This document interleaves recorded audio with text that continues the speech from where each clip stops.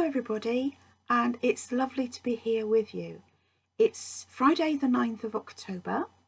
It's the MOOC English as a Medium of Instruction for Academics. It's week 1 and it's the tutor review.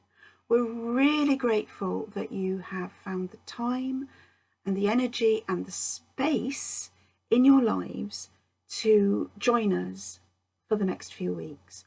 We appreciate that everything is crazy at the moment. So the fact that you have, made that effort to join us is greatly appreciated. I can't say that enough. So the purpose of this review is to just give you a little bit of feedback on the week, to give you some tips on how to get the most out of the MOOC, and to also point forward to next week's tutor review, which will be led by Rob. So we are grateful that you've joined us. I'm working here on my own.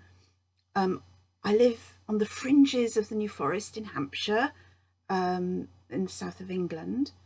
So this isn't a kind of professional recording, as it would have been had we been in Southampton. But I hope you'll forgive me for that and listen to the words, and I hope feel the sentiments rather than looking at the lack of professionalism in the recording. I tried to do it yesterday and I had a disaster. Anyway, so my first tip for getting the most out of the MOOC is to keep going backwards. Now that may sound a little bit strange, but there are people joining the MOOC every day. And in fact, on previous runs, we found that sometimes people join on the very, very last day. So this means there are people adding comments to steps when you might be, quite a few steps ahead of them. Or even as the course progresses, you might be on week 3 or 4 when there are people still in week 1. So to get the most out of it, can you keep going backwards to see what comments people have added? Because they may have something that's, really important for you, something that really might make you think. And can I encourage you to comment? For some people, being on this MOOC is quite new. They might not have participated in this way before. And it might be quite a daunting prospect to actually write a comment. They might not feel up to it.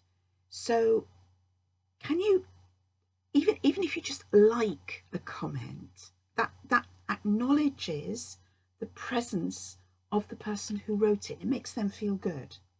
And if you can go even further as to, even just writing a line or two in response, that really helps people to engage further and to know that they're being listened to. It really is important. And please don't look upon Rob and I, what we might say, as being in any way more important. We are facilitators, not teachers here. We're facilitators. In other words, we're helping to move the discussions along. So what we have to say is from our own limited experience of working on courses in Southampton. We can't have the experience that you have in different institutions and universities in countries all over the world. So you have vital experience to share with others. Please do it. Somebody on the other side of the world might really, really appreciate what you have to say. So if you can get into the habit of going backwards, reading what people have said, liking, commenting, then you will be adding enormously to the value of this course. Now then, the next thing I'd like to mention is a piece of research that's going on, and this is being led by Rana, one of our colleagues in Southampton.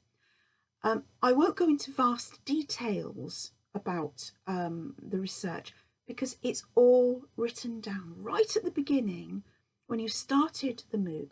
If you scrolled down, you would have seen the description of Rana's research, what she's trying to do, and how you can help. So I'd like you to go back to that, read about Rana's research, and see if you can help her. I think this is a tremendous piece of research. And once again, it will add to our growing knowledge and awareness of EMI.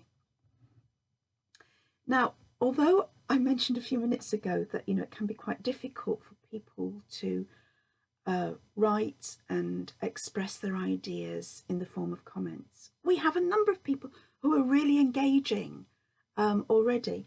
I'm not going to name everybody, but there's Rontu, there's Abigail, there's James, who made a really important comment about terminology. I'll come back to that in a moment, actually. So, already we've got people who are showing themselves to be truly engaged in our discussions, and I'd like to thank them very much indeed, and hope to hear more from them, and hope that they will, take a leading role and encourage others to express their opinions. As I said, this is our 10th run, and over the past couple of years, we've moved on, we've changed. We've learnt from the wonderful people that we've met on these courses. And of course, our ideas have changed. And one of the things that has changed is the fact that we don't actually like the term EMI any longer. This may be a bombshell for you, but in Southampton, in our research group, we have moved towards the term EME, English as a medium of education. English as a medium for educators. We have thought about it a great deal. We don't like the term instruction very much, and we're moving towards education. In fact, we have moved towards it.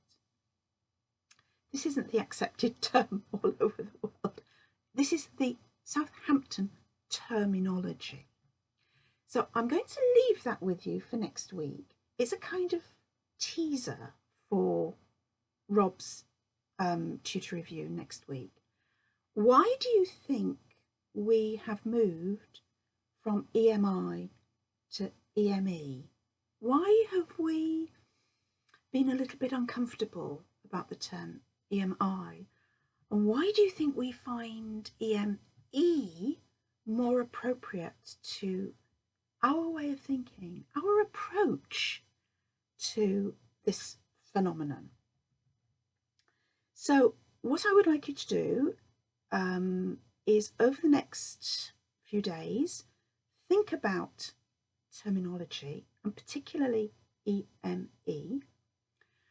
You might have some more questions, not just about this change in terminology, but also about other aspects of our course in week 1 and week 2.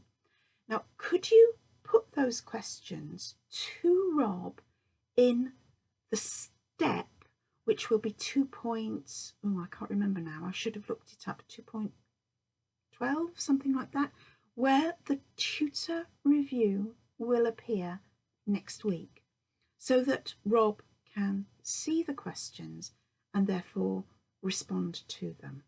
Okay, so I'm going to stop now.